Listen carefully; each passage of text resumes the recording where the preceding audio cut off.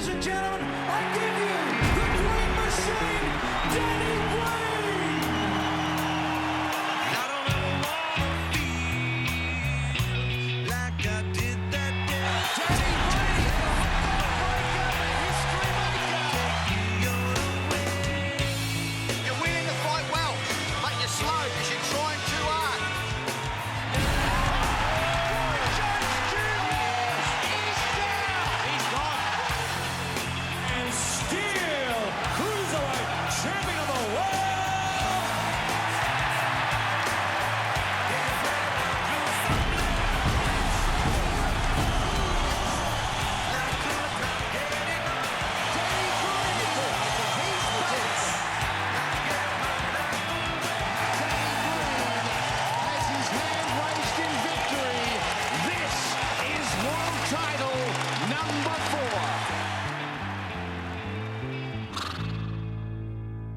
There he is, and set to jump into the ring again on December 2 to take a swing at Germany's Konni Konrad. 4 world titles, 3 weight divisions, so light on his feet, he was runner-up and Dancing with the Stars. Danny Green, welcome to the show. Thanks very much, Tony. Do you still get the sequins on and go out and have a dance occasionally? You know what, I do, yeah. Do you? Yeah. Me and my brother, we head out quite often on the town, and we go to the town. No, I'm just joking. It would have been good for your boxing, though, Danny. You know what? It's funny you say that because I actually grew an arse. Before that, I didn't have an arse or a set of thighs, and I danced for 16 weeks and laughed my way through it to the final. So I was there a little, fairly long time, and it was 6 weeks before the show and 10 weeks for the actual show. So it was 16 weeks, 7 days a week. Sometimes 8 hours a day dancing because I'm hopeless. And I grew this arse, and it's stayed with me. And actually, when I came back out of retirement after I did Dance for the Stars, my trainer Angelo said, you know what, it's actually helped you a lot, and it did. It wasn't hard physically, but it actually taught me to focus and switch on because, you know me, Fitzy, I'm a bit of a scatterbrain. So it helped me switch on and maintain focus because I was pulling my pants because I didn't want to forget what I was doing. Yeah. So you really had to switch on because it's difficult for that minute and a half to get every, bang and get every beat going and every part of your body to the rhythm. You had to really focus on mentally, and that's helped my boxing.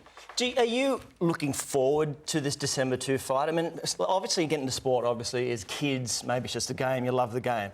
But the physical, I don't know, what you go through, do you enjoy it? Do you look forward to actually climbing into that ring? Yeah, I do. I really am looking forward to it. It's a very technical game, and it's tough. I love what I do. I've been doing it for a long time. I've been doing it for, a long time. So, since I was 15, since I was 12, I've really been competing in combat sport with grown men. So I've been getting punched in the face for a long time.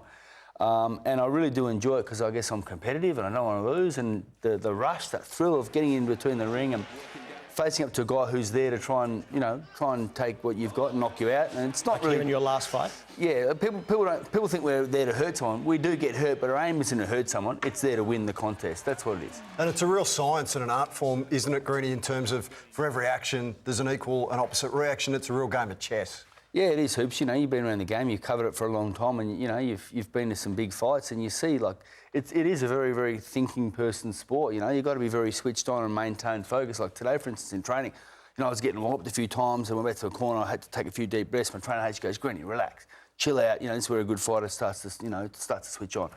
Switched on, took a few breaths, and then went out there and started performing much better. So you really got to have your head switched on. But this is the debate we were having on the show before, Greenie, and you were right next to the octagon on Sunday for UFC 193, and we were talking about the art in that as well because there is different styles of fighting. What's your perception of the UFC? Do you enjoy it? Do you think it was a great spectacle on Sunday? Look, mate, it was the first time I've been... I took a mate of mine, Jamie Tahuna. I was in the team with him in Las Vegas in 2013, UFC 160.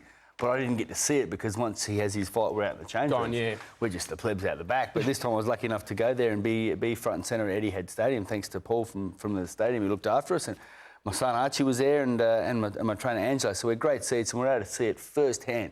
And look, I respect all fighters from any code, whether it's jiu-jitsu, taekwondo, boxing, kickboxing, Muay Thai, whatever it is. All fighters that get in there and test themselves against another human that's trained to do the same they're trying to do to them, I really have a lot of respect for. So it's no different to the UFC. And, they're, like you said, you really got to be switched on because they've got all different parts, of the body to contend with.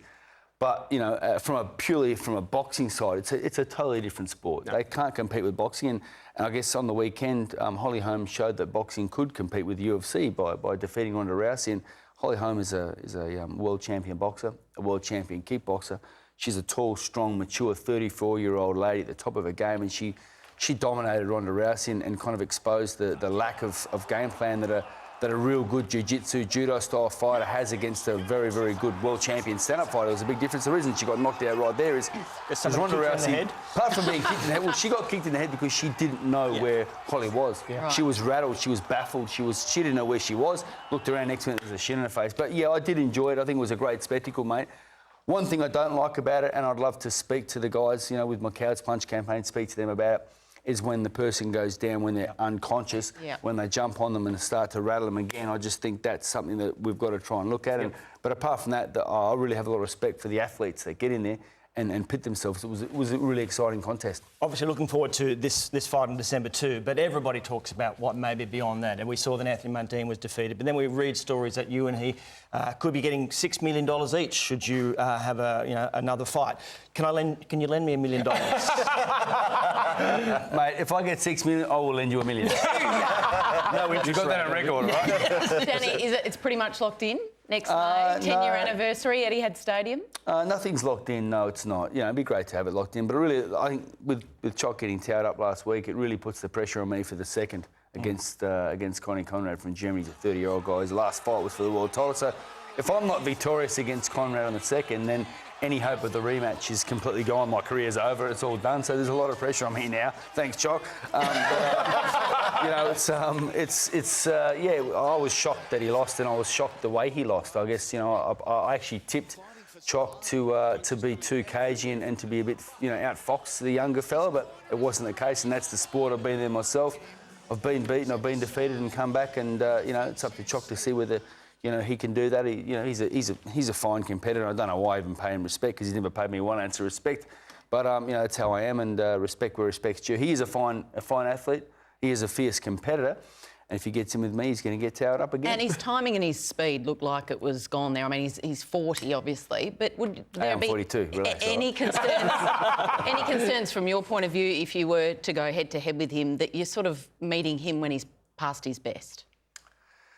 Look, the rematch was supposed to happen immediately after we fought nearly 10 years ago, and it hasn't happened since then. And we're prize fighters, so we get punched in the face and we take damage. You know, that's our job. That's what we do for a living. And it may seem a crazy sport, and it can be a bit bizarre and crazy. But you know, when you're a fighter, you want to take the biggest fights out there that are going to pay you the most, because you want to take the least amount of damage for the most amount of money. And the fact that we haven't done the fight, like, he has not gone anywhere near making the same amount of money he did in the first fight, whereas I've done that with Roy Jones. I had a very, you know, lucrative fight with Roy Jones and set that up myself, and people don't realise that I paid for that myself and set the whole thing up myself and pretty much remortgaged my house to get it on. Yep, well. And, you know, Choc's kind of ran for the rematch for nearly 10 years, so I don't think he can run any longer. Well, now it's down to you. December 2 in Melbourne, Konni Konrad, you take on. All the best. Thanks so much for dropping in and have a chat with us. Lovely. Thanks very much, guys. Danny Green, ladies and gentlemen, stay with us. Our champ of the week, up next.